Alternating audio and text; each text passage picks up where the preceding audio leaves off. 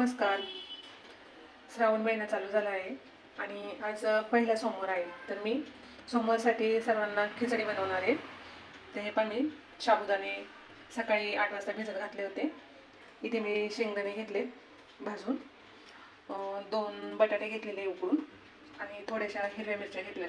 तर हिरवी मिरची आहे ना मी आता बारीक वाटून घेणार आहे आणि शेंगदाण्याचा कूट करून घेणार आहे. तर आता मी तुम्हाला खिचडी कशी बनवायची हे दाखवणार आहे. इथे शेंगदाण्याचा कूट पण मी जाडसर असा करून घेतलेला आहे आणि हिरवी मिरची पण बारीक वाटून घेतलेली आहे मिक्सरला. तर आता मी खिचडी बनवून घेणार आहे. तर इथे मी पावशेर शाबू तांदूळ घातलेले आहेत भिजत आणि आता आपण खिचडी बनवूया. तर तांदूळ आता आपलं शिजलेलं आहे. तर आता याच्यामध्ये मी ना बटाटा घालून घेणार आहे. बटाटा लगेच घालायचा नाही, शेंगदाण्याचा कूट पण लगेच घालायचं नाही.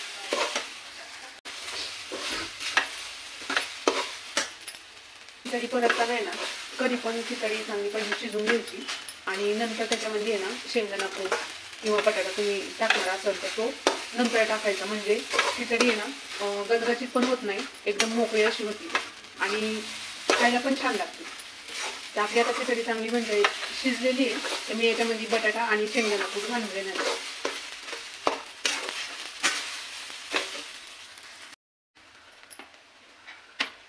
पण मी बटाटा आहे आता टाकून घेते त्याच्यात.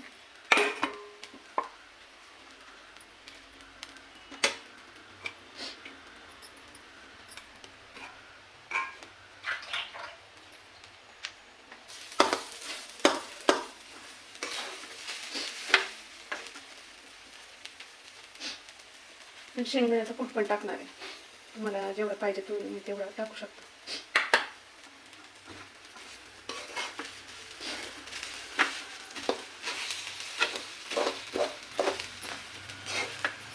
माझ्याकडे घरच्या शेंगा आहेत ना, म्हणून मी शेंगा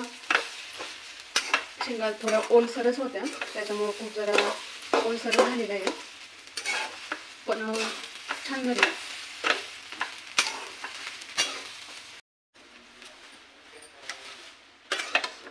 पाकी छान अशी मोकळी आपली खिचडी तयार झालेली आहे. तर मी याच्यामध्ये आहे ना थोडं दूध टाकून घेणार आहे आणि 5 मिनिटं आहे ना अशी झाकून ठेवणार आहे. दूध टाकलं ना म्हणजे खिचडी आहे ना तशी मोकळी पण होती आणि चवीला पण आहे ना खूप छान लागते.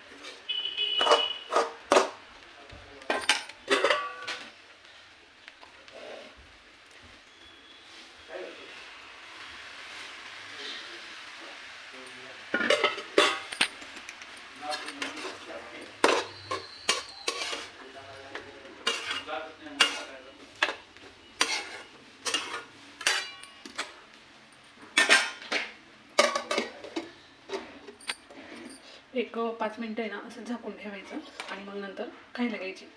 तुम्हाला जर माझी रेसिपी आवडली असेल ना तर लाईक करा, शेअर करा, सबस्क्राईब करा. किती आपली छान अशी मोकळी अशी लुसलुशी खिचडी तयार झालेली आहे. तुम्ही पण नक्की एकदा ट्राय करून पहा अशी खिचडी बनवा. लाईक करा, शेअर करा, सबस्क्राईब करा.